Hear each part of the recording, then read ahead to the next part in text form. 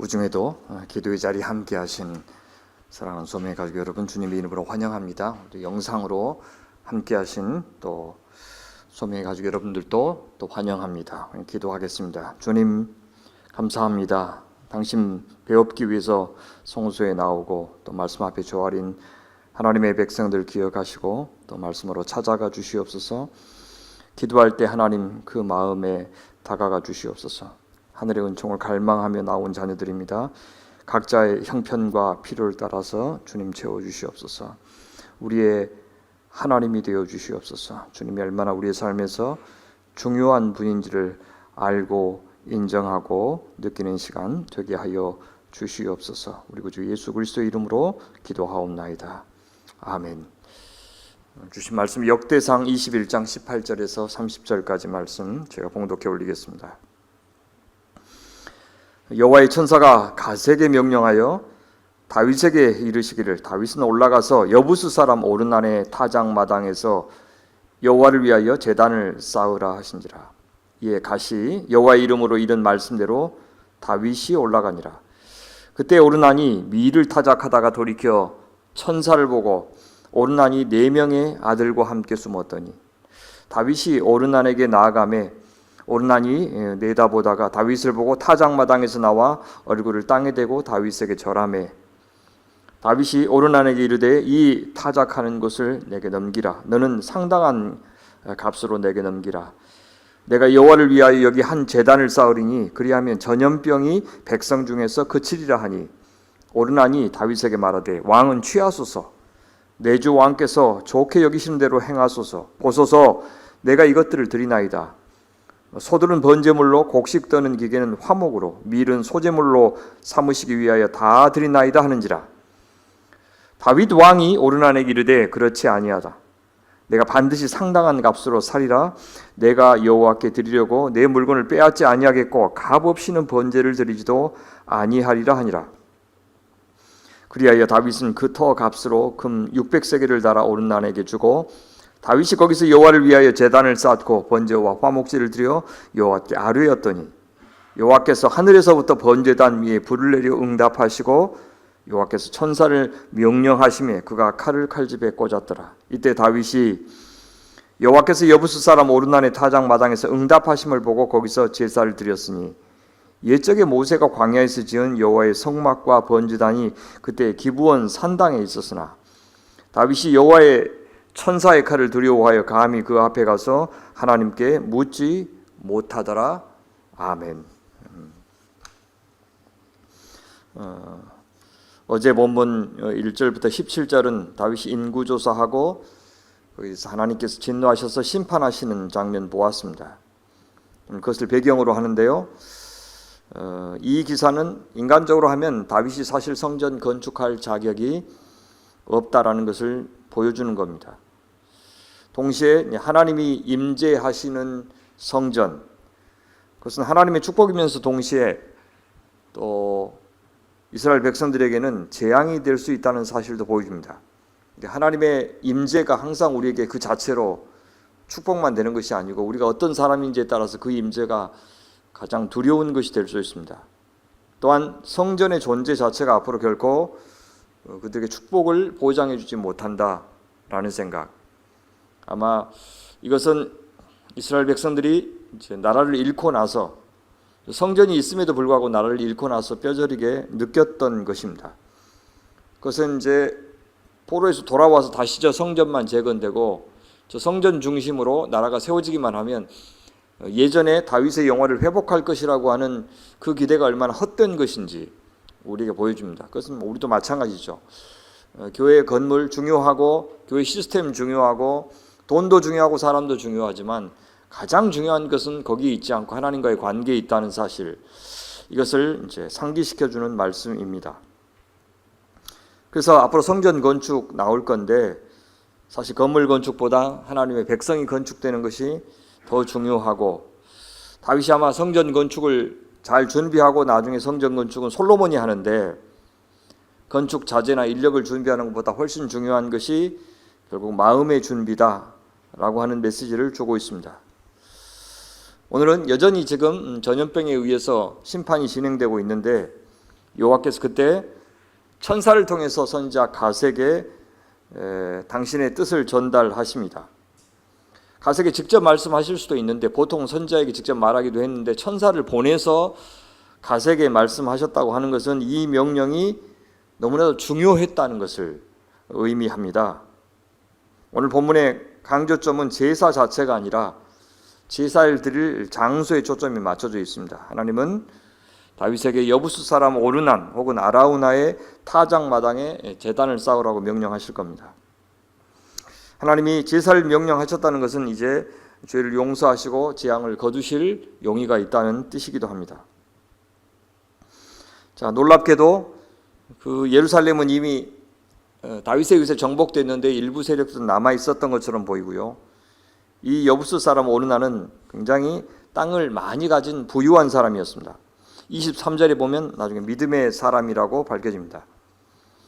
다윗은 하나님의 말씀에 순종해서 타작마당으로 올라갑니다. 타작마당은 다윗성 북쪽 높은 구릉 한 412m 지점에 있었습니다. 이곳은 광야에서 하나님께서 누누이 언급하신 여호와가 자기 이름을 두려고 택할 장소, 또 이스라엘이 하나님을 예배해야 될 장소다라고 신명기에서 말씀하셨던 성전이 건축될 바로 그 장소가 바로 오르난의 타작마당이었습니다. 이 타작마당이 이방 땅이다, 또 이방 사람이 갖고 있었던 땅이다 라고 하는 사실, 그러니까 처음부터 성전이 될 땅은 거룩한 땅이 아니라 하나님이 그때부터 구별하셨기 때문에, 선택하셨기 때문에 그때부터 거룩한 땅이 된 겁니다. 그것은 우리도 마찬가지입니다. 교회가 지어질 좋은 몫이 따로 정해져 있는 것이 아니고 하나님이 정하시면 그것이 바로 거룩한 것이 되는 것이고, 또 우리가 어디에서 무슨 일을 하든지 간에 우리가 하나님 앞에 마음을 쏟고 주님의 영광을 위해서 주께서 우리에게 부여하신 선하신 뜻을 이루기 위해서 하는 일이라면 그 일이 성직이 되는 것이고 바로 그 장소가 성전이 된다라고 하는 것을 우리에게 보여주고 있습니다. 다윗이 후에 이제 타작마당을 매입하는 과정이 나오는데, 여러분 금방 창세기 23장에 막벨라 굴을 사는 그 과정을 아마 떠올리실 겁니다. 이것은 이 성전이 짓는 과정은 하나님의 은혜로우신 계획과 또 인간의 헌신이 합쳐져서 이루어진 거룩한 장소다라고 하는 것을 보여줍니다. 이것이 사실 하나님과 우리 사이의 관계의 본질이죠. 하나님은 일방적이지 않고 항상 그 관계가 상호적이기를 원하십니다. 그래서 그 타작마당에 대한 합법적인 소유권을 확보하기를 원하셨던 것이죠. 자, 오르난이 밀을 타작하고 있는데 우리 성경에는 뒤돌아보니 천사를 만났다, 천사를 보았다고 하는데 천사라고 볼 수도 있고 사본에 따라서는 왕이라고 볼 수도 있습니다. 왜냐하면 그 다음 장면에 바로 다윗이 등장하기 때문에 그렇습니다. 이때 오르난과 함께 있던 네 아들이 이제 그것을 보고 숨습니다. 왜냐하면 왕과 신하들이 예상치 못하게 기습적으로 방문했기 때문에 당연히 두려움을 느꼈겠죠. 그들이 예루살렘에 거주하는 피정복민이었고 당시는 하나님의 재앙이 임하된 때였기 때문에 위기감을 느꼈을 가능성이 있습니다. 자, 다윗이 오르난 쪽으로 가까이 다가가자 자기한테 용모가 있는 것을 알아채고 타작마당에 나옵니다. 그리고 엎드려 절합니다. 다윗은 이제 그의 용건을 말하는데 타작마당을 제 값에 넘기라고 요청합니다. 그 이유가 하나님께서 여기에 제단 쌓아서 제사하면 그 재앙이 물러가게 하실 것이다, 그렇게 말씀하셨기 때문이라고 이유를 친절하게 설명해 줍니다. 자, 다윗의 말을 듣고 오르나는 아니, 자기는 값을 받지 않겠고 모든 것을 다 기꺼이 취하십시오, 왕의 눈에 선한 대로 다 행하십시오 라고 전권을 부여합니다. 땅뿐만 아니라 소들은 번제물로 쓰십시오, 탈곡하는 데 꼭 필요한 기구들, 그다음에 소들이 맸던 멍에들, 이것은 그 나무들은 다 태워서 나중에 장작으로 쓰십시오. 또 방금 추수했던 밀은 소재물로 사용하십시오 라고 내어드립니다. 모든 것을 제가 드리겠습니다. 오르난의 큰 헌신의 마음, 희생의 마음, 또 하나님을 향한 신뢰의 마음을 엿볼 수 있습니다. 물론 두려운 마음에서 그렇게 했을 수도 있지만 긍정적으로 해석하면 그렇습니다. 그의 대답을 보면 그는 제사 규례를 이미 잘 알고 있었던 것도 보여줍니다. 언제부터인지 몰라도 그는 이스라엘의 하나님 여호와의 백성이 되었고 또 그분의 말씀에 순종하는 사람이 되었음을 암시합니다. 성전이 될 장소를 이방인이 내어준 땅이었다는 사실을 성경 저자는 의도적으로 강조하고 있는 것처럼 보입니다. 오르나는 다윗이 왕이기 때문에 그가 분명 번제로 소를 바칠 것을 예상했고요. 또 밀은 그가 밀을 타작하는 중이었기 때문에 수확물의 첫 열매로 바치려고 했습니다. 자, 오르난의 행동, 다시 말씀드리지만 막벨라 굴을 구매하려고 했던 아브라함에게 해쪽 속 에브론이 굴과 그 주변의 밭까지 다 무상으로 주겠다고 했지만 아브라함도 이를 거절했고요. 오히려 굉장히 비싼 값으로 막벨라 굴을 구입했는데 그 장면과 아주 비슷합니다. 그래서 아브라함이 합법적으로 가나안 땅에서 이미 약속으로 다 주실 것이라고 약속받은 그 땅에서 합법적으로, 그래서 그 후대 자손들까지도 그 소유권을 주장할 수 있는 유일한 소유가 그 막벨라 굴과 그 주변 땅이었습니다. 무슨 의미냐면 당연히 그 막벨라 굴을 사실 하나님이 선물로 주신 거죠. 약속을 이루신 하나의 시작입니다. 그러나 그냥 사과나무 밑에서 입만 벌리고 있으면 떨어지는 그런 방식으로 하나님의 은혜는 주어지지 않는다는 것을 보여줘요. 이것은 내 돈 주고 샀기 때문에 이건 하나님의 은혜가 아닙니다. 이렇게 생각하시는 분들도 있을 것 같아요. 하나님의 은혜라는 것은 우리가 아무것도 하지 않아도 공짜로 그냥 저절로 주어지는 것이 아니고 보통 사람들이 생각하는 행운이라고 하는 것이 굉장히 예수고 수고한 사람들에게 우연히 만나는 것이 행운이라고 그러잖아요. 그 사람들은 행운이라고 말하는 것을 우리는 은혜라고 말하는 겁니다.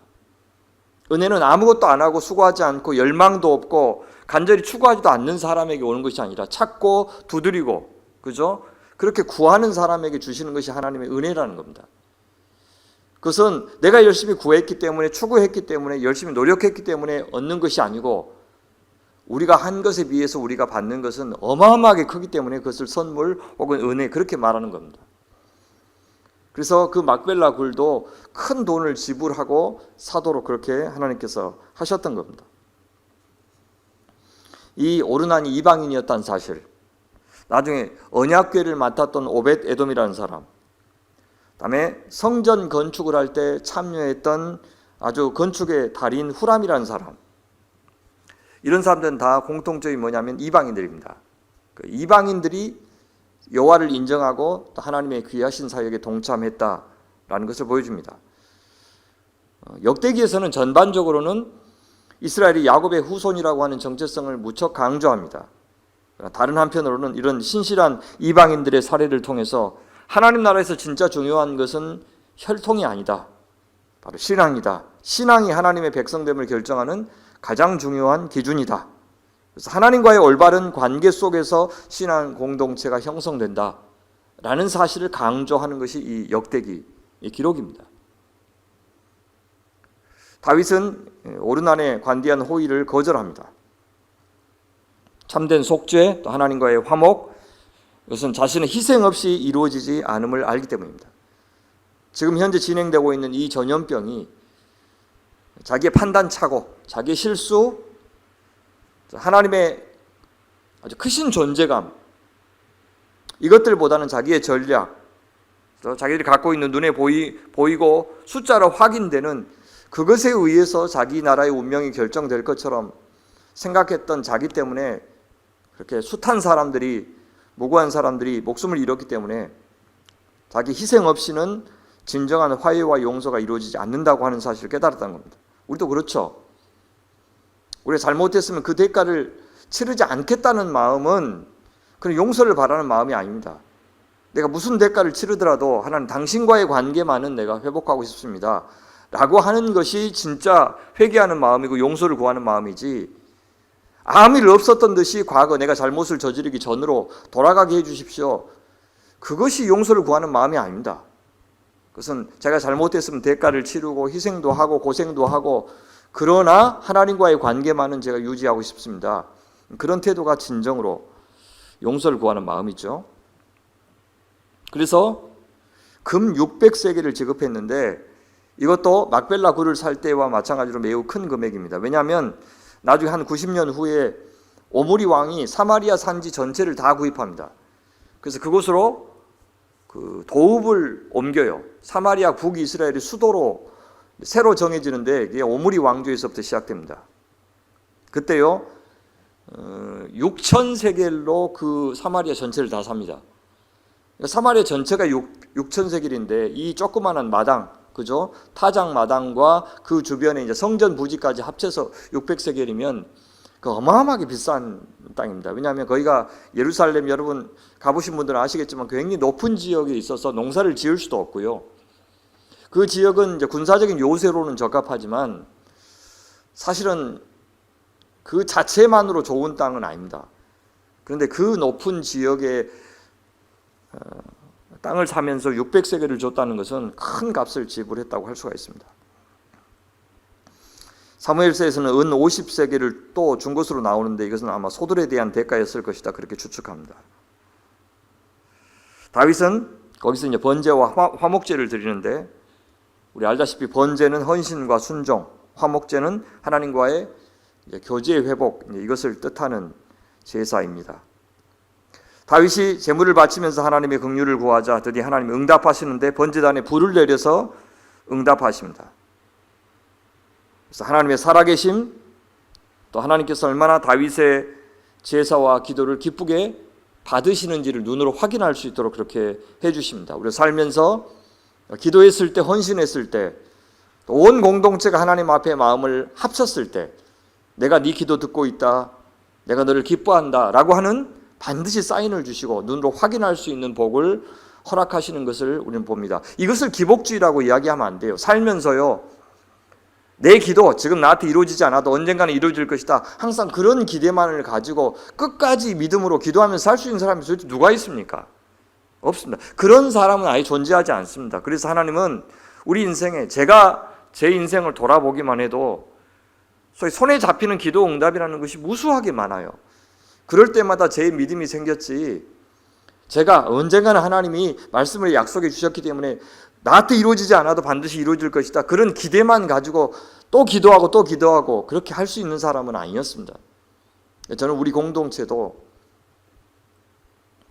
때로는 일을 서둘러서 이렇게 막 하지 않고 인간의 계획 갖고 밀어붙이지 않고 제가 하는 것은 좀 답답해 보일 수도 있으시겠지만 보고 싶은 거예요. 하나님이 앞서서 일하고 계시는 것을 보고 싶은 겁니다. 제가 배짱이 없어서 그런 것도 있을 겁니다, 물론. 그래서 그걸 갖고 막 실망하시고 왜 그러냐고 하는 전화도 받고 독촉도 받고 그렇게 해요. 근데 죄송하다 그랬어요. 저는 그런 배짱은 없다고. 일을 내가 저지르면 하나님이 뒤처리해 주시고 하는 그런 일도 있겠지만 저는 그게 믿음이라고 생각하지는 않는다고. 그래서 하나님이 하시고 일하시고 앞서 가시는 거 보고 주님의 뜻이 확인되면 또 열심히 하고, 그게 제 목회 스타일이니까 좀 이해해 달라고. 그러니까 많이 실망하시더라고요. 어쩔 수 없어요. 그래서 하나님 저는 일하실 거라고 믿어요. 앞서서 준비하시고 기뻐하시면 또 컨펌도 해주시고 그러실 거라고 믿고 저는 하나님보다 앞서가지 않는 것이 좀 중요한 태도라고 좀 믿고 있습니다. 그래서 하나님 명령하시고 순종하자 이렇게 불을 내려서 응답하시는데, 나중에요 성전 봉헌식 때도 하나님께서 성전 다 짓고 나니까 여러분 불과 영광으로 응답하신 일을 기억하시죠? 역대하 7장에 나옵니다. 그날 솔로몬은 누구든 성전을 향해서 하나님께 간구하면서 회개할 때 하나님께서 용서와 응답으로 화답해 주실 것이다 라고 고백하는 것을 우리는 보게 됩니다. 여기서 우리가 참 놀라운 것은요, 하나님께서 성전이 건축되지도 않았는데 이미 그곳에서 다윗의 기도를 들으셨고 또 응답하셨고 또 이스라엘을 용서하셨다는 사실을 우리는 확인할 수 있습니다. 앞으로 성전은 회개와 간구의 자리가 될 것이고 용서와 응답의 자리가 될 것입니다. 하나님을 만나고 하나님을 경험하는 거룩한 자리가 될 것입니다. 그러나 성전 건물이나 거기서 드리는 제사만이 효험이 있거나 그래서 더 효능감이 더 큰 것은 아니라는 것을 보여줍니다. 성전이 없던 시절에도 순종의 제사를 통해서 용서와 응답이 이루어졌다는 사실이 중요합니다. 이제 하나님이 천사에게 명하자 또한 예루살렘을 향해 칼을 치켜들었던 천사가 칼을 칼집에서 꽂았습니다. 칼집에 꽂았습니다. 그래서 하나님의 긍휼로 전염병이 마침내 멈추었습니다. 자, 하나님의 응답하심을 경험하고 나서 다윗은 또 감사의 제사를 하나님 앞에 드렸죠. 이때요, 이 이전까지 이제 모세가 광야에서 만들었던 성막 번제단, 그것은 지금 어디에 두었냐면 기브온 산당에 있었어요. 그때까지는 아직 성전이 없었으니까. 그래서 다윗은 늘 기브온 산당에 가서 예배를 드렸습니다. 나중에 기브온 산당은 어떤 곳이 되냐면, 여러분 그 일천 번제 있죠. 일천 번제를 드렸던 것도 바로 그 기브온 산당 아닙니까? 그래서 언약궤를 나중에 예루살렘으로 옮겨왔는데, 그 기브온 산당에서도 계속 예배를 드리고, 또 여기 오른날의 타작 마당이 있죠. 여기다 이제 옮길 건데 여기서도 예배를 드리고, 두 곳에서 동시에 예배를 드린 것으로 성경에 나옵니다. 그래서 기브온 번제단에서 매일 조석으로 여호와께 번제를 드리도록 다윗이 명령합니다. 누구에게요? 나중에 보면 언약궤를 이송한 다음에도 제사장 사독과 그의 혈족 제사장들에게 명해서 기브온 번제단에서 계속 아침 저녁으로 번제를 드리도록 명령하는 장면이 나옵니다. 그래서 백성들이나 솔로몬도 성전 건축할 때까지는 계속 그렇게 했어요. 근데 이번에는 어때요? 여호와의 천사의 칼을 두려워하여 30절 보시면 기브온 산당에서 기도하지 못했다라는 말이 나옵니다. 하나님의 진노와 하나님의 권능 앞에서 다윗이 얼마나 깊이 두려워했고 또 하나님을 향하여 경외심을 느꼈는지. 오르난의 타작 마당에서는 이제 칼집에 칼을 꽂는 것을 봤죠. 근데 기브온 산당에서는 이제 그런 것을 못 봤기 때문에 거기는 가는 것을 이제 두려워하는. 그러니까 우리가 하나님과의 예배를 방해하는 것이 뭐냐면 결국 죄죠. 죄. 다른 어떤 것도 아니고, 우리 바쁜 것도 아니고 뭣도 아니고, 우리의 형편도 아니고, 하나님과의 불편한 관계가 우리와 하나님과 온전한 예배를 드리는데 가장 큰 방해거리가 된다는 것을 여기서 보여줍니다. 오르난의 타작 마당은 하나님이 제단을 쌓으라고 지정하신 곳이고 불로 응답하신 곳. 그래서 지금은 다윗이 오르난의 타작 마당에서 굉장히 편안함을 느끼고 예배를 했던 것을 볼 수 있습니다. 저희 공동체가 저는 이 공간이 앞으로 우리가 또 마련할 공간이 바로 이 두 가지가 같이 있었으면 좋겠어요. 하나님께 대한 두려움과 또 내 집 같은 편안함, 이 두 가지가 같이 공존하는 그런 곳이 되었으면 좋겠다는 생각이 듭니다. 자, 정리하겠습니다. 성전은 하나님의 자비가 임하는 곳입니다. 그 자비를 위해서는 하나님의 백성의 순종이 얼마나 절실하게 필요한지를 오늘 본문은 말해줍니다. 또한 그곳은 우리가 보기에 몫이 좋은 곳이 아니라, 목이 좋은 곳이 아니라 하나님이 정하신 자리고, 거기에서는 하나님이 명하신 제사가 반드시 드려져야 한다라는 것. 그래서 우리가 보기에 좋은 것, 우리가 보기에 좋은 제사가 아니라 하나님이 명하신 것에 순종하는 것이 그 어떤 건물보다도 장소보다도 훨씬 중요했다라는 사실을 강조합니다. 두 번째, 성전은 건물이 아니고 하나님의 임재가 그것을 성지가 되게 하고 성전이 되게 한다는 것. 성전이 없을 때도 순종이 있는 곳에 용서가 임했고 긍휼이 임했습니다.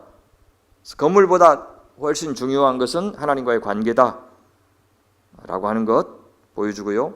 건물이 아니어도 주님께서는 임재하신다 라는 사실도 오늘 보여줍니다. 마지막으로 하나님께 드리는 예배에는 반드시 희생과 헌신이 필요하다라는 것. 또한 용서, 긍휼, 그것은 하나님의 은혜지만 역시 희생과 헌신이 필요하다는 것을 보여줍니다. 여부수 사람 오르난이 여호와를 인정하면서 헌신과 희생을 자청합니다. 다윗은 이에 거절하고 오히려 비싼 값을 지불하면서 그 땅을 사는 모습, 그 재물들을 사는 모습을 보면서 그의 헌신과 희생도 역시 보여줍니다. 한 교회를 세우는 일에도, 한 가정을 세우는 일에도 우리의 물심양면에 헌신이 필요하다라는 사실을 보여줍니다. 오늘 제가 어제 예배 드렸고 오늘 또 장례를 치를 우리 황금순 권사님도 마찬가지입니다. 그 젊은 시절 다 통째로 광주 동명교회 세우는 일에 아름답게 쓰임 받고 주님 앞에 이제 부름을 받았어요. 참 귀한 인생이시고 훨씬 더 많은 분들이 기억하고 또 함께 해줘야 될 그런 저는 예배 자리였다는 생각이 듭니다. 한 교회가 세워지는 일에도 한 일꾼이 만들어지기까지 얼마나 많은 분들의 도움이 필요합니까? 이 공간을 만드는 일에도 마찬가지고 우리가 사역을 행할 때도 얼마나 많은 분들의 시간과 땀과 눈물과 은사와 또 물질과 이것들이 다 들어갑니까? 그렇죠? 그런 것들이 있어야 하나님께서 그것들 원자재로 쓰셔서 당신의 성전, 당신의 나라를 이루신다라는 것을 보여줍니다. 그래서 우리 시대에 없는 것, 옛날에는 있었는데 우리 시대에 없는 것이 돈도 아닙니다. 돈은 훨씬 더 많아졌죠, 그렇죠? 아마 머리도 훨씬 더 좋을 겁니다. 신학적인 지식도 그때보다 우리 목사님들이 훨씬 더 많이 갖고 있을 겁니다. 근데도 왜 교회가 안 되죠? 왜 안 보이죠? 바로 이런 헌신하려고 하는 마음, 계산하지 않고 주님의 은혜에 대답하려고 하는 그런 마음들이 옛날보다 못해졌기 때문이 아니겠습니까? 그렇게 세상에서 뭘 가졌든지 뭘 이루었든지 저렇게 다 주님 앞에 부름받는 날이 온다는 생각하면서 오늘 우리에게 남은 날 동안에 주님 당신 나라 우리 시대에는 저를 통해서 이 부족한 사람을 통해서 이루시옵소서. 저는 그렇게 고백하고 또 내일 있을 우리 윤상혁 교수님의 강의가 그래서 기대가 됩니다. 그냥 한 사람에 불과한데 그 한 종을 통해서 저 북한 땅에 얼마나 놀라운 일을 행하시는지 저는 이미 한번 들었고 또 교제했고 알고 있는데 제가 놀라고 세상에 어떻게 저러실 수가 있지라고 하는 그 하나님의 놀라우신 사역을 우리 성도들이 좀 같이 들으시고 그래서 나도 북한 선교해야 되겠다가 아니라 나 같은 작은 사람의 이 기도와 작은 눈물의 헌신을 통해서 주님께서도 일하고 계시겠구나 지금 그런 걸 생각하면서 좀 같이 도전을 받았으면 좋겠다는 생각이 듭니다. 그렇게 내일을 위해서도 우리 같이 기도해 주시면 좋겠습니다. 하나님 아버지, 이 아침에도 말씀하여 주시니 감사합니다.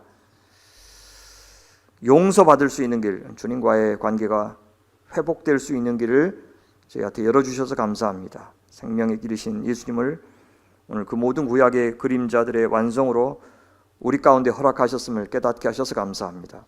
다윗이 오르난의 타작마당을 비싼 값 주고 사서 다른 곳이 아니라 바로 그곳에서 주님 명하신 그대로 제사 드림으로 하나님의 살아계심을 인정했듯이 잠시 인구조사를 통해서 주님 멸시했던 그 죄를 낱낱이 회개했듯이 하나님 저희도 주님 살아계신 것 당신을 찾는 자들에게 상 주신 이심을 굳게 믿고 인정하게 하시고 주님을 더욱 가까이 모시고 즐거이 모셔서 주님을 영화롭게 하고 주님으로 인하여 기뻐하는 성도와 교회 되게 하여 주시옵소서.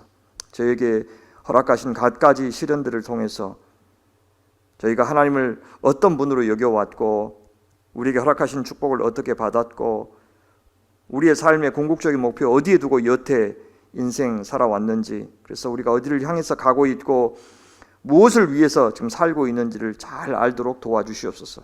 그래서 우리의 선자리, 우리 현주소, 우리의 마음 있는 그대로 살펴서 주님의 그 임재가 우리에게 두려운 일만이 아니라 즐거이 하나님 환영하는 그런 심령 되게 하여 주시옵소서. 하나님 성전이 없을 때도 순종이 있기만 하면 용서가 있었던 하나님 이 역사를 기억합니다.